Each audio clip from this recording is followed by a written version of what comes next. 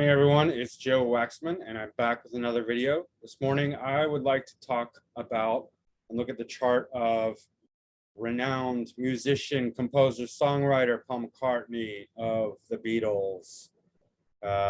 He really needs no introduction. He's one of the most successful songwriter, musicians of all time, along with the Beatles and John Lennon. At some point, I'll have to do John Lennon as well, and probably the rest of the Beatles too. But Paul McCartney, he played the bass for the Beatles and wrote a lot of their songs. And between him and John, they both led the Beatles. I think at some point he took over as the leader. Anyway, Paul McCartney, 18th of June, 1942, 2 p.m., Liverpool, England. All right. When I was a kid, I used to listen to the Beatles a lot. They were one of my favorites, as I'm sure a lot of people have. They got a lot of fantastic songs. Anyway, it's got his sun in Gemini culminating. It's basically conjunct the MC. This is very, very prominent for career, extremely prominent. Anyone who has a sun like this will do very well in general in gaining recognition in life, in their career, whatever path they choose. I mean, as long as they don't have some other potentially, I'm sure there are exceptions, but generally speaking, this is extremely strong for career success. In Gemini rules communications of all kinds, the intellect, skills of the hands, so the ability to play guitar or bass or drums or keyboard. He was multi-instrumental. He played many instruments, bass most notably in the Beatles, but he played other ones as well. And fantastic communication abilities, singing, songwriting, speaking, all that. Now we'd have to mention, just by proximity, Mercury is in Gemini and domicile. It's retrograde, but it's also the ascendant ruler. So it is basically, it's in the 9th quadrant house, but 10th whole sign house, and basically conjunct the MC. Again, extremely prominent, angular, ascendant lord, in dignity, tremendous dignity. Retrograde, less so. It makes him a bit more introspective, questioning, doubting, thinking. But still, we know Paul has a deep, sort of philosophical, thoughtful, humanitarian approach to life. He is a vegetarian, as far as I know. So he's very concerned with his own welfare and his moral duties. Sort of like that. I think retrogrades in general help. I'm not going to say that every time somebody has a retrograde planet, or if it's ascendant ruler, that they're going to be like, a better human being, but it does indicate some more thoughtful qualities in a person, something that's, they're questioning, they're not just rushing ahead, they're questioning, they're doubting, they're thinking, they're considering, they're reflecting, pontificating, right? It adds a bit more self-awareness, let's put it that way. But anyway, Mercury, like Gemini, both are ruling skills of hands, writing, communication, music. So this is strengthening the sun because its dispositor, Mercury, is in domicile with a lot of dignity, and ascendant lord also. So this is really strong, right? And we know he's going to be very mercurial because of this. Maybe he could have written books as well. His moon's in Leo. Leo is one of the most creative signs, along with Pisces. Generally, when we're talking about creativity, Cancer as well. It's very good for creativity. And it is ruling the 11th house cusp, in the 11th house, approaching the 12th house. This is great for career success, for groups, networks, being popular in certain groups, and just networking in general. It's very 11th house. Planets are very aware of the big, it's very big-minded because it's Aquarius's original house. So it's thinking about society and large groups of people. It's not an egotistical house. So here he's becoming very popular and reaching masses, reaching large groups of people. Moon is conjunct Chiron, and again, we're seeing this sort of concern for the underdog. Chiron's the wounded healer, but it's the reject originally, because Chiron is the story of Chiron is that he's a centaur who was rejected by his mother, and then later he gets shot in the leg by Hercules with his own poison that he made. But anyway, Chiron's a healer. Chiron represents people who are sick and wounded and rejected, outcasts, and also the ability to heal. So there's a lot of empathy whenever there's personal contacts with Chiron. It can show somebody who themselves is rejected and wounded and outcast. And it can show a lot of concern for that type of thing. And we know he wasn't he was extremely popular, right? But he has a lot of empathy, is what I'm trying to get at. He has a lot of concern for the wounded, the rejected, and we see that with his attitude towards food. That's very telling.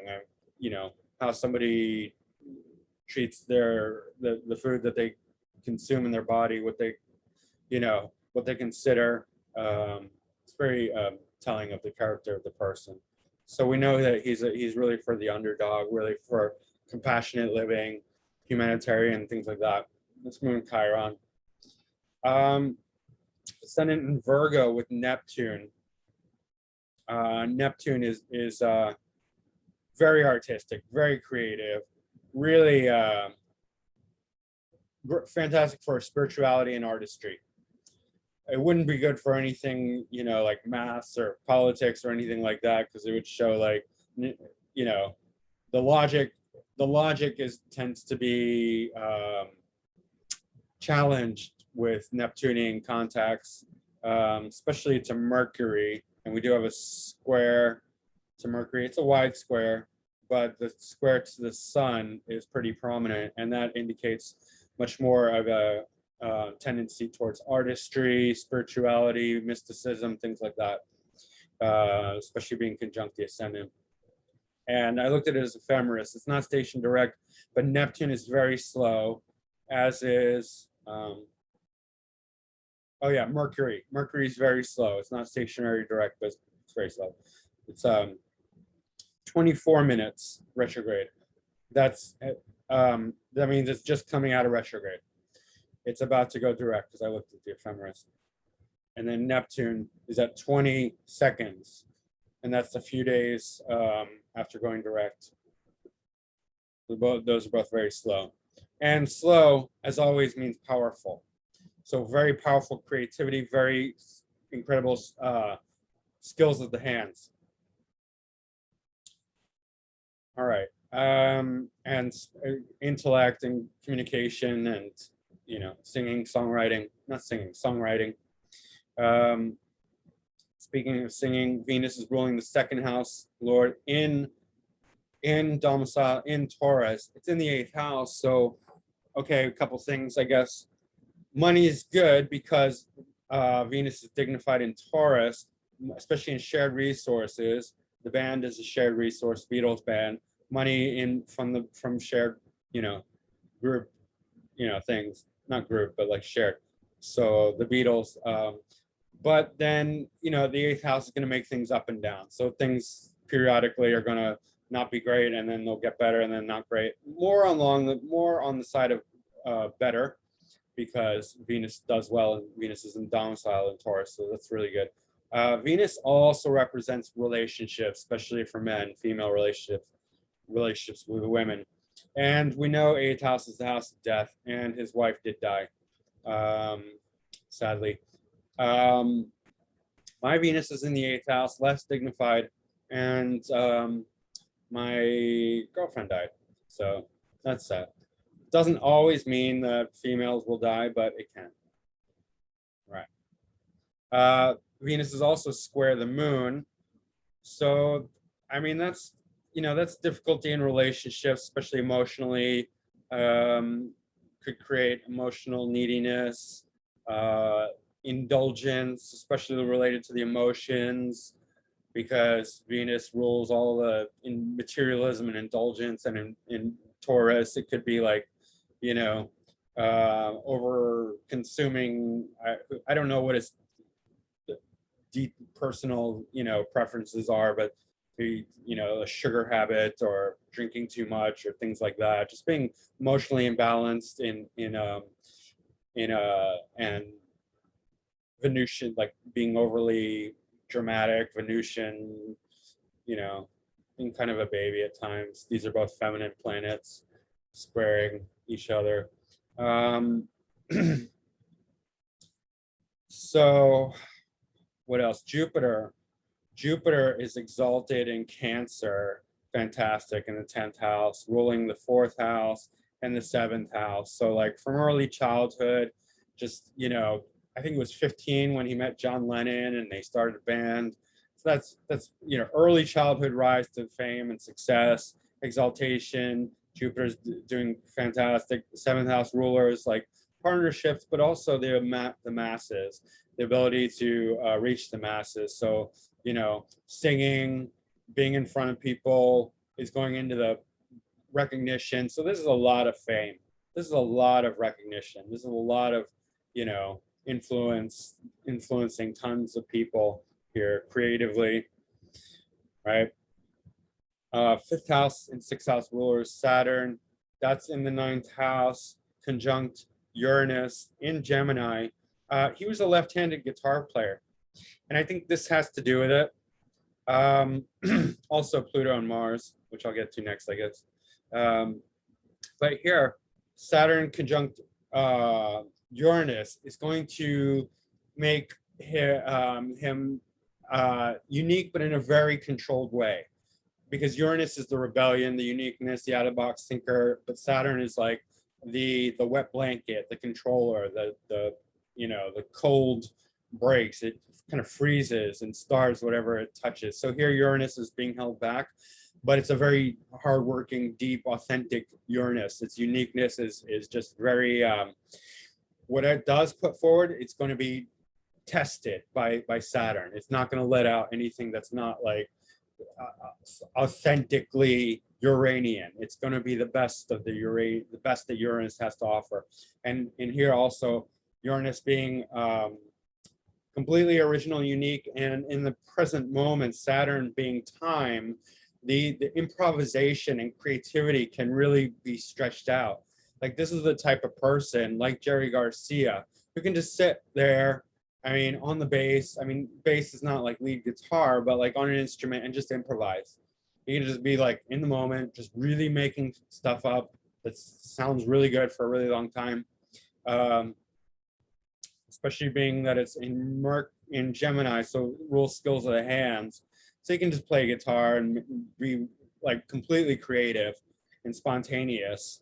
And he was an excellent singer-songwriter. You could just sit down and like write stuff. Just, off the top of his head.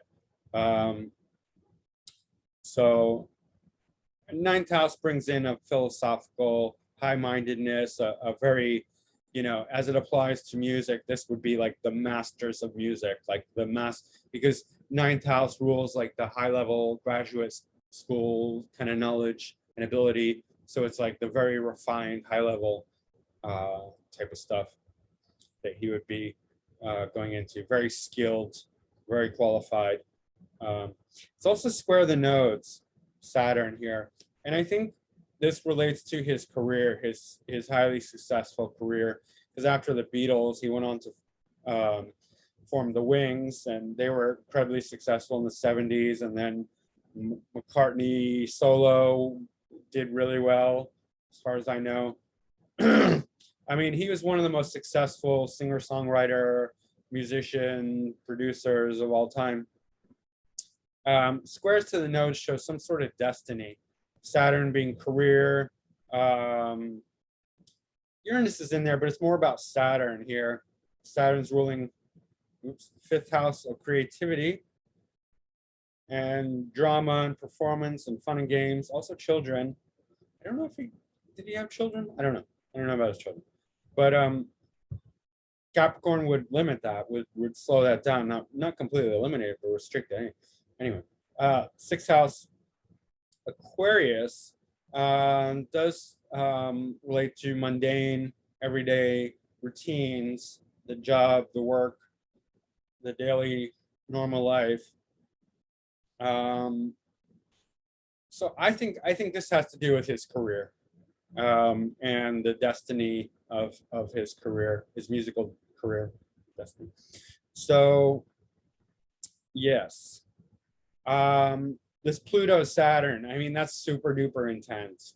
Pluto Saturn are incredibly driven, and you know, if we think like Paul McCartney's like this gentle kind of softy, like, you know, emotional creative type, who doesn't have like any, you know, straight, he's like a pushover or something. No, this is really super strong, and that's why he could lead the Beatles. Pluto Saturn is incredibly driven. Sorry, Pluto Mars. Sorry about that. They both rule Scorpio together. Mars is willpower. Mars is technical ability. Mars rules the physicality of the whole body. You know, Mercury rules the skills of the hands, but Mars rules technical ability and acting and initiation in the whole for the whole body. And Pluto just makes it so deep, so intense, so obsessive. So here he's just driven to create. Leo's a very creative sign, and driven to be a leader as well. And gets a nice sextile with this Saturn Uranus. So, you know, the improvisation, the playing for a long time, really strong. And also left-handedness. Pluto transforms whatever it touches. So he's twisting. Remember, Pluto's the binary planets that are twisting things. So here he's twisting his Mars.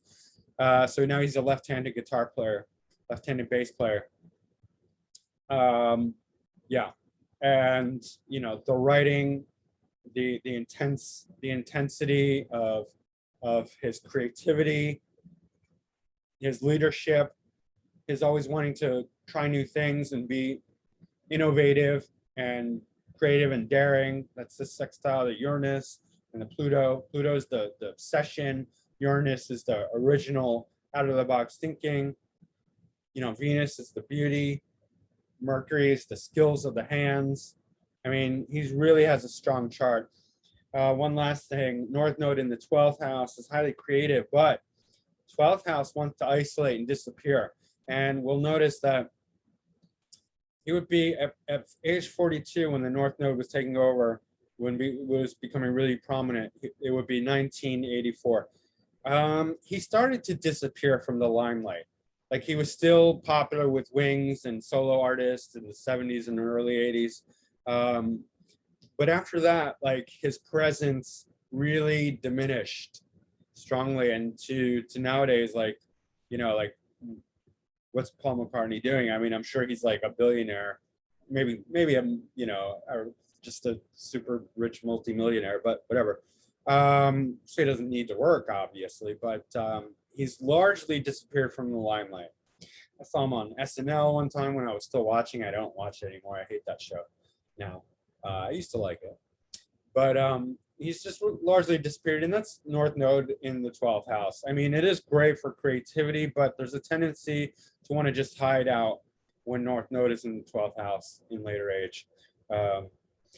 Just because that's what it represents. Foreign lands, isolation, spirituality, creativity, but you know, not necessarily being heard or seen.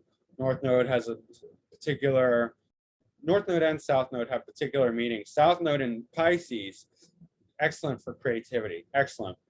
North Node in Virgo in the 12th house, disappearing into isolation and health. Virgo will be very health conscious, so, you know, keeping his diet healthy, and just being alone and isolated, out of the limelight, into probably like spiritual. He probably makes music for himself because 12th house is very creative, but he's also interested in spirituality and things like that. Sure of it. Yep. So that's pretty much Paul McCartney. Excellent, excellent strong chart like we'd expect. This is, the sun and the Mercury, the sun and Lord, it's all like, this is perfect for somebody who's had the success that Paul McCartney's had. All right. So for today, guys, I will be back tomorrow with another mini reading, and see you soon. And don't forget to hit like, subscribe, and share. And if you want a reading, go to my website, macroastrology.com. That's it. Thanks. Goodbye.